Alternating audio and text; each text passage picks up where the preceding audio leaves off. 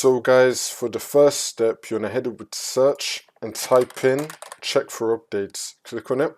And now once you're on this, you want to click on check for updates. Make sure that your computer is fully up to date. For the second step, you want to head over to search and type in CMD. Now you want to run it as administrator. And then click on yes.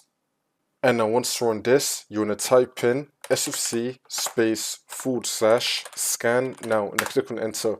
And now you want to run this scan. Wait for this to load. I'm going to skip the video to when the scan will be fully completed. And now once you complete that scan, you now want to type in dism /online /cleanup -image /restore health and then click on enter again.